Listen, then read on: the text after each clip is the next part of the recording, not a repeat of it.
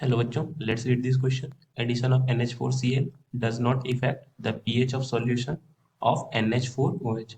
ये एक true false statement question है स्टूडेंट्स, सो हमें बताना है क्या ये गिवन स्टेटमेंट ट्रू है या फॉल्स.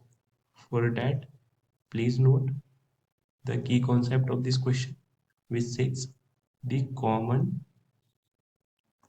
ion effects application. और क्या होता है common ion effect?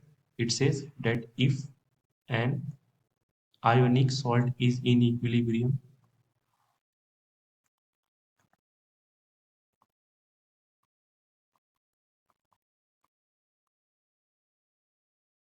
in a solution,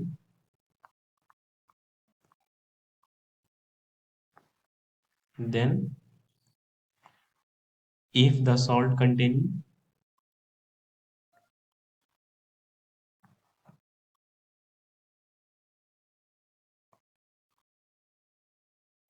similar ions are added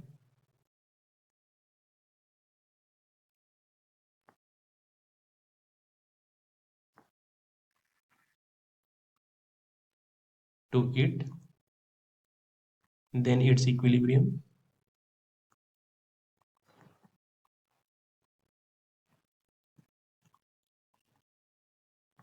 shifts backward.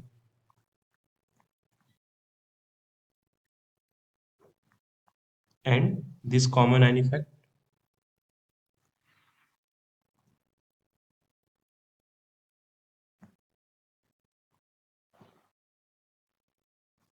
follows Le Chatelier's principle.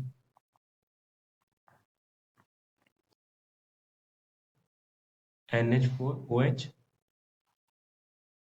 this is dissociated into NH4 plus OH minus aqueous ions. This is solid. So at time t equals to 0 second हम consider कर सकते हैं date इसकी concentration की value या solubility की value late से S है. एंड अगर इसकी एस है तो इसकी सॉल्युबिलिटी भी एस होगी, इसकी सॉल्युबिलिटी भी एस होगी. Now at time t equals to t dash after addition of ammonium chloride being a strong electrolyte, this will completely dissociate into NH4 plus NCl minus ion. Let's say C concentration at time t equals to 0 पर C है, इन सब की 0. then at time after sufficient time t equals to t, इसकी concentration 0 और इसकी concentration C हो जाएगी.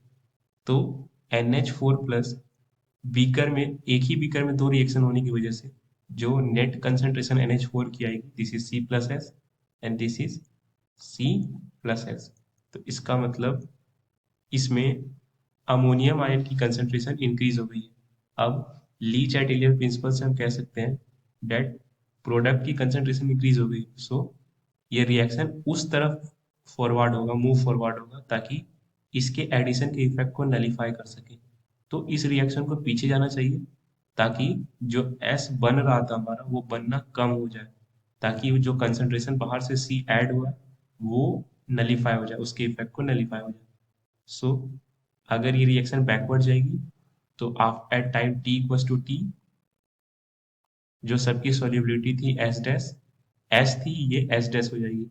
और ये एस डैश जो सॉल्युबिलिटी है या कंसंट्रेशन है, this must be less than initial solubility या इनिशियल कंसंट्रेशन. और इस NH4OH, this was NH4 plus ion plus OH minus aqueous ion. सो हम देख सकते हैं डेट कंसंट्रेशन OH माइनस की घट रही है. इसका मतलब OH माइनस कंसंट्रेशन घटने की वजह से जो सॉल्यूशन का pH है वो भी डिक्रीज कर जाएगा. इनिशियली pH की वैल्यू 11 थी, तो इक्विलिब्रियम के बैकवर्ड शिफ्ट होने से ये pH की वैल्यू कुछ डिक्रीज हो जाएगी, समथिंग लेट से 10.7, 10.6 या 10.5 या 10. तो pH तो चेंज हो रहा है, यानी कि जो गिवन स्टेटमेंट है हमारा addition of NH4Cl does not affect the pH of ammonium hydroxide, this is false, क्योंकि पीएच तो चेंज हो रहा है, बैकवर्ड रिएक्शन शिफ्ट होने की वजह से कंसंट्रेशन ऑफ OH घट रहा है, जिसकी वजह से पीएच भी घटेगी। सो आई होप आपको ये कॉन्सेप्ट समझ आया स्टूडेंट्स।